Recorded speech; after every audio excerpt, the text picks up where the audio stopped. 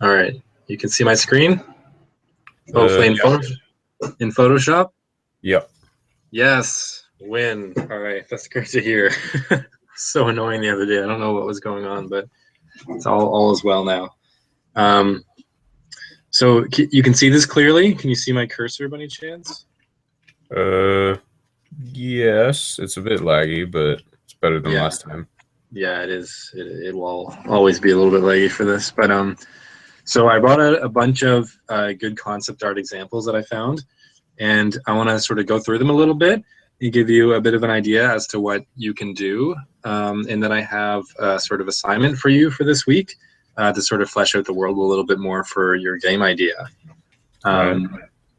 So one thing that I want to point out, I brought a bunch of examples here, and I want to go through each one. Is I want to show you the black and white version of each of these pieces of concept art. Mm-hmm. And notice that this is just this piece in particular is just an environment. It's not really. I mean, there's a bit of this castle face back here, but mostly it's just an environment. So that's just trees, rocks. I mean, the best way to get good at drawing those things is to actually draw them from life. But I mean, it's really just shapes. And when it comes down to it, concept art, environment art especially, is just being able to use shapes well. So making choices about how large this castle is going to be, how large this rock face is going to be, and what happens when your eye sort of follows this rock face, and oh look how convenient, the edge of this rock face sort of goes up these stairs over here. So it's all about pointing the viewer's eye in the right directions. So it can be really helpful to actually go through various good examples of concept art and just sort of find all the different shapes that are really happening. Just sort of figure out what's really going on. That's sort of what I'm doing now. I'm just sort of breaking things down. This almost looks like either a slant or maybe even a stairwell or something. And it creates a nice diagonal. Diagonals are always more dynamic than just having straight up and down and side to side type compositions. So if you notice in this one, there's really a lot of different diagonals going on. There's this one over here, and then there's sort of like this shape, and then it's really a bunch of triangles is what this composition is. A little one over here, and then even this water down here. So it's quite dynamic, and it really draws your eye into the picture, probably down in this direction. But then this piece, this rock face that I was just detailing over here, this is sort of the center of interest, and you've probably heard of that before, I assume. How most images that are created have some kind of center of interest, some kind of direction that they want your eye to look. This rock is the most contrasting. So if you look closely at the actual values, here I'll turn my black and white layer on. Oh, Photoshop's slowing down. I have so many files open, that's probably why. We'll just wait a moment for it.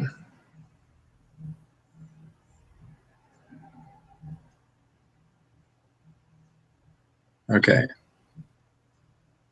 Maybe I'll just keep zoomed out. Yeah, so when I turn on this black and white, you'll see that this rock is the most contrasting, especially with this piece here. But so is this piece up here. This they made really contrasting because they have a stark white right next to a very dark shape here. Mm-hmm. And it also looks like it's a human-made element. That's the interesting thing. Even with amidst like a lot of natural trees and bushes, even if they're very dynamic, like for example this tree down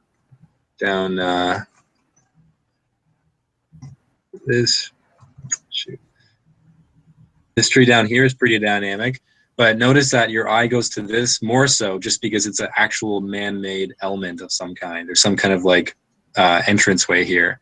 So those will always capture your eye more than this kind of brush, just because our eyes look at that and we see, oh, that's just a natural something. And whereas this is actually some kind of structure that someone's built. Anything that's human-made will always draw the eye a little bit more than just natural phenomenon. So that's worth keeping in mind. Let's see this next one. This is from Guild Wars. I think it's a nice piece, especially because it creates a very ominous feeling with these sort of giants that are also rock faces in the background. It's just kind of, it's cool and it's very dynamic. Once again, you can see these big lines, the big compositional lines that are very striking. It's really not just static. Like even the slant of the hill, like if he wanted to, for example, he could have just made this slant, you know, just completely horizontal. But he didn't, because he knew that it would be more interesting to see it on a slant like this, and it would add more drama, and that'll really help your compositions. And yeah, there's these nice figures here, which are quite contrasting because they're much darker than the rock face behind them. Things in the background most of the time are always going to be lighter. It's called the atmosphere. Well, the atmospheric pressure basically makes the space in between things much lighter and much darker in the foreground. So this piece is much darker here, obviously, which is probably the center of interest. Yeah, and we see the tonal here. It's very clear. It's very clear the distinctions between the light, the mid-tone, and the dark. And those are the three that's really important to work out when you're doing concept art for video games, is to know how your values are and how to make this stand out more. Because sometimes you'll just be shading things and you'll just wonder why your figure's not standing out. It's probably because the thing behind them is too dark or too light, and it's not giving them enough space to sort of breathe. This one is nice, and I thought it sort of would speak to you a little bit more precisely, just because it's the fantasy-esque sort of castle, but it's also a castle that's sort of it's massive in scale, bigger than anything from our current world. So that's kind of cool that to create. I think it'd be nice for you to play with scale a little bit to see like how big you want things to be. You can make them as big as you want, like this gate here. If you look at some of these towers, like around this area. Here, I'm just gonna draw these in. I think that's Guild Wars 2. Yeah, I think so too. But yeah, like if you look at how big this gate is, I mean, that's crazy compared to like, this is a little tower that people have to fit in right here, you know? Like that gate is, you know, several towers high, so it's like huge. But it's fantasy, so you should try to push it. Push your designs to the furthest you can before it starts to get like ridiculous, obviously. And it's nice also that even though certain aspects are caricatured, like the height of this wall, some parts are also really realistic. Like these houses feel like they could very much exist in this setting. And these trees, like they look fairly realistic. This is actually a 3D model, I believe, because this tree you can tell is a little bit polygonal. You can see some of those shapes there. But still, like even though it is in-game engine, even when you add the black and white, it's still quite contrasting. There's still some definite areas that are drawing your eye more than others, like this area over here, maybe. Oh, trying to turn this layer on. There we go. This layer is pretty contrasting. This area is pretty contrasting. Even this little bit, this might be accidental actually, because there's this light behind this dark tree in the foreground. So you got to be careful with that. Sometimes you might be accidentally drawing the eye to certain areas that you don't really need them to look at. So just be conscious of that. This is by a great artist that works at Naughty Dog, which makes Uncharted and Last of Us. You probably know about them, eh? Yeah, his name is Eitan Zana. He's actually I'll show you for a second. He does.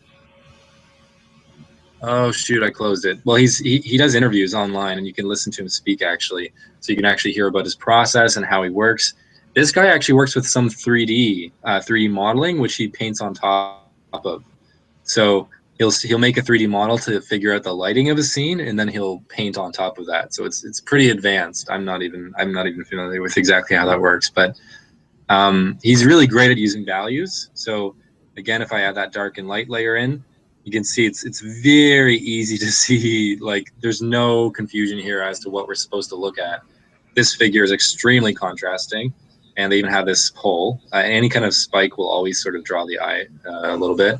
And then of course there's this nice storytelling here of like someone's coming. That's really nice. So this is both an environment piece and a story. And if you can do that, if you can fuse some kind of storytelling into your artwork, that is great. That's definitely what you want to aim for.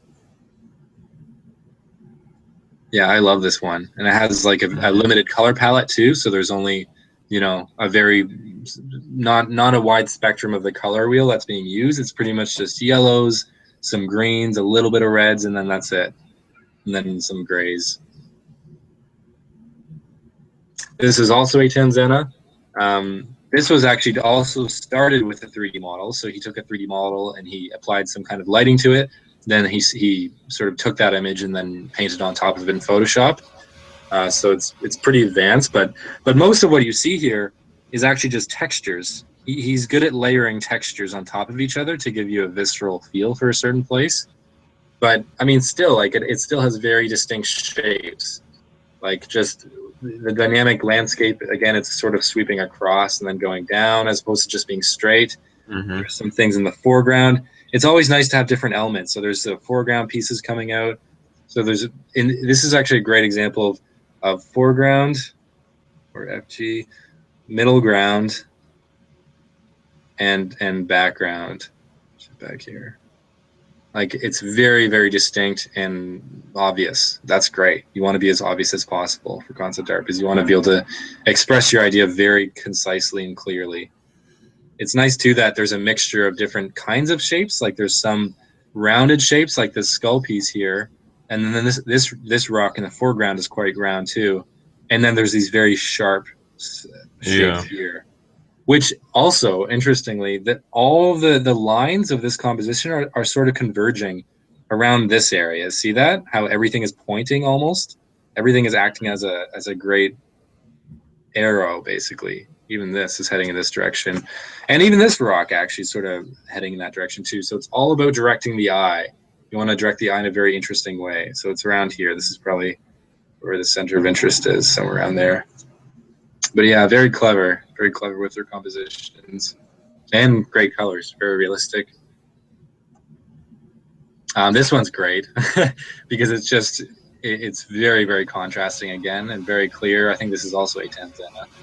And it's just nice how what gives this creature scale is the lightness of the black. Like if I take my eyedropper here and I click in the darkest area of the black, it's still, yeah, like it's still not that dark. Whereas in the foreground, if you take an eyedropper and just drop it here, it's probably almost black. Yeah. So it's like, that's quite a difference. And also the light behind this creature is very light. So it makes him like stand out even more. And obviously the whole foreground is dark. So even if you look, if I zoomed out really far, you would still be able to understand what's happening in this composition. That's great. See? That's what you want to go for. It's just like readability even from a distance. I think I have, yeah. So this is sort of what I would like you to do for next week. I think it would be great if you could start to design some of the actual buildings maybe, or I think I have some props here too. There's a bunch of different building concepts and like props like this that might exist in your world. If you could create like just some basic things like some tables, try different like shapes. Maybe some are spiky, some are more rounded, some have like leaves flowing on top of them, like ivy surrounding them or something. Whatever you want to do, and maybe design props for different characters. So maybe props for the villain character and props for your main character, because prop design is actually huge. Ooh, I don't want to go into that yet. It's so big, and yet everyone usually wants to do character or environment art, but there's a whole field of people that do prop design. So, and it doesn't have to be some boring stuff like chairs and tables. If you wanted to, you could do like maybe there's a secret item that your character has, like a magic goblet or something, or some kind of potion, or just like try to design the things in a really interesting way. Like just really play with shapes. And these chairs are very basic. They're just sort of like the straight table legs. But what would happen, for example, if it was like a chair that had been formed out of like a tree root, and it was all like kind of windy and somehow kind of sits in a particular way. Yeah, like try things like that, especially because your character's an elf. I mean, that works really well. I think they probably would have probably more natural stuff, you know, like more. Yeah. Yeah, this is a nice example. What I really like about this too is that um, I want you to do some concepts. So just little sketches like this. Oops, let's make another layer. Make a color that's more noticeable. Yeah, so if you could do some like sketches just like this, and you can do them with pencil, it's fine. One thing that a lot of people do, which I'm going to get into over in these files, is they get, you know, like those Prismacolor or Copic markers, the gray ones. You just get a bunch of different gray markers, and then you can add a little bit of shading. So with like pieces like this, like the back, that's sort of a little bit darker than the front shape. You can shade those with the markers, because I love in these how they've sort of colored them in, but it would be nicer even if they had some different values in each of these houses to denote where the dark areas might be. Maybe the roof's darker than the actual wall. Yeah. Maybe the door's darker, you know, things like that. That's really cool to see. But I do like that they're playing with shape a lot. That's a really good thing. I want you to try and do that. Try and make like all kinds of different houses. Try stacking things really tall.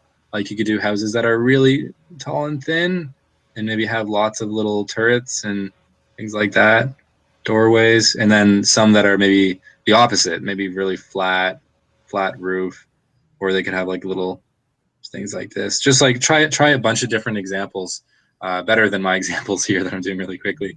But yeah, just like think about different roofs. Here, see how this one's like got a thatch type roof, and this one's got a more intricate, sort of delicate looking roof. Just try a bunch of different examples, and then what they did in these two examples here is they brought their favorite ones from here and then developed them a little bit, and so they actually colored them in. I don't want you to do this yet, but if you do want to have a couple of houses or whatever you choose to do, a castle or whatever, have two that are a little bit more developed, that are ones that you actually really liked, but still I think you should do at least, well, let's see, there's like 3 by 4, so there's about 12 yeah, there's about 12 here. So if you could do 12 little concepts, that would be great. And they don't have to be this detailed. Just do it to the best of your ability, and then maybe two of your favorite of those 12 develop into slightly better versions like these ones here. Does that sound reasonable for next week, or what do you think? Sure. Yeah. Cool.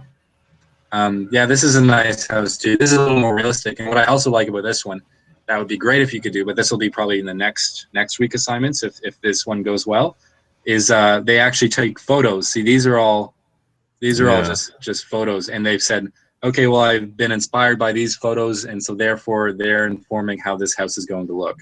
That's exactly what concept artists do for video games, is they look at a lot of existing things in the world, and then they try and sort of combine various elements from each and bring it into your own house design. And it's really fun because it's much easier to work from things that already exist, and it's very easy to draw something from a reference. So it makes you feel better about your art because it ends up looking way more realistic as a byproduct. Let's see. Yeah, some props would be nice too, but only if you have the time. Here I just took, this is concept art from Skyrim. And see, this is what I mean. See how this material is just Prismacolor marker. So what they did is they got a light gray and did a gesture, sort of a very rough drawing in that light gray. And then as they started to refine the drawing, they used darker grays, like right here, and then even darker grays up here. And then eventually I think they used charcoal on top of the marker. Because marker is so great because you can add anything on top of it really, really easily, unlike pencil where you sort of rub it around. Marker's permanent, so it'll just sit there. So if you can get those light gray markers and then draw concepts on top of them, this is a really popular way to work. So if you can, I would try that out if there's any art stores nearby, or even just markers that you might have. Like, they don't have to be permanent, but it's a little easier. Just like get some different values of gray. They always have like different markings on them. So there's like, I think there's 20, 40, 60, and 80%, and then just black would be 100%. And then 0% would be white, so that wouldn't exist. But there's like, if you can get maybe like a 20, a 60, Well, actually, one of each would be nice, ideally. But I don't know. I really like working this way. It's up to you if you like working with markers. I'm not sure if you have before. It can be a much nicer way to get silhouettes, because when you're sketching with you're always sketching with lines, right? So you're kind of dealing with this kind of situation where you're like, okay, I'm trying to find the shapes, but marker's very bold. So you're just finding like big shapes like this, and you're like, okay, I'll try something like this. And then maybe there's a cape behind, and you can just fill it in a little bit easier, and so it gives you more ideas for what might be underneath, especially if you're adding different values of markers. So you start sketching with the lightest one, and then as you start to refine the shape or the armor or the designs of the armor, whatever, you start to get darker and darker and darker until you're actually just using line. Whereas when you're just sketching with pencil, you go straight to line. So it's much more intimidating than building it up slowly. That's what I would recommend anyways. There's some more drawings here. These are probably a little bit more line. Actually, no, they still start with Prismacolor. See, they still start with Prismacolor. It just is very, very light. And actually, it looks like this marker's even running out of ink. But it really is a great way to start. A lot of concept art books tell you to get a bunch of Prismacolors or Copic markers to begin with, and then get a charcoal pencil or some kind of pencil over top and work that way. Have you used markers before at all? Not really. Okay. Not for drawing, no. Yeah. It's funny because markers, there's like two brands of markers. There's like the markers that are for kids and that are, smelly markers or whatever, all those Crayola ones, which I guess you could use if you wanted to. But then there's like the artist quality markers that are Prismacolor, Copic markers. There's a bunch of other ones too. There's some brush tip ones, which are kind of nice. But yeah, they're really nice to work with, I think. I think that would be a good idea. Yeah, these are really nice designs. I'll send these to you if you want. But there's tons. All the artwork for all the games is online. That's the thing. Like it's such a great time to be a part of this industry, because before, like, you wouldn't be able to see the artwork. It was all kept private, whereas now they release pretty much, well, most of the artwork online, just so that they can get more artists that are inspired by the work that their artists are creating, so that they can create more stuff in the future. They can hire new people that have new different styles or things like that. These are pretty dynamic poses, but if you can get some things that are kind of looking like this, I mean, that's fantastic. This is really skilled. Obviously, this person has a lot of training, so I'm not going to expect this quality. But just like how they built it up. See, some areas like this shield, they didn't even bother. They didn't even really work it out too much. They're mostly focusing on like the general shape of the character, and markers are great for that. They're definitely the best to figure that out. Yeah. What do you think? How's your workload this week? Next week? All right, so we've got the 12 sort of buildings. Yeah, it doesn't have to be a house. It can be like a shack. It can even just be a tree. If you want to like figure out how to draw the trees in the environment, you could draw trees in 12 different ways, and then two that are a little bit more refined. Yeah. And then how many props? Well, let's just stick with the 12 and the 2 for now. I feel like that's going to be a lot for you. And right. If you're struggling with that, or you want to try something different, then do the props. That'll be like sort of a bonus assignment for this week. But otherwise, like, I think just getting this like beginning would be nice, especially because once I have some of your little house designs, then I can start really showing you some perspective tricks and just how to like work things out and stuff.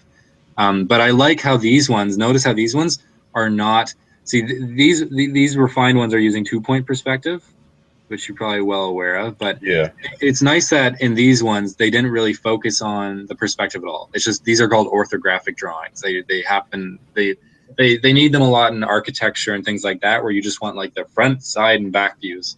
In all of these, they just did the front views, and there's no perspective. It's just completely flat. That's great because it lets you focus on the actual shape, so you don't get lost too much in the actual drawing quality of it or how thick the house is. You just worry about the overall shape, the silhouette of the house, basically. So you just end up with something like this.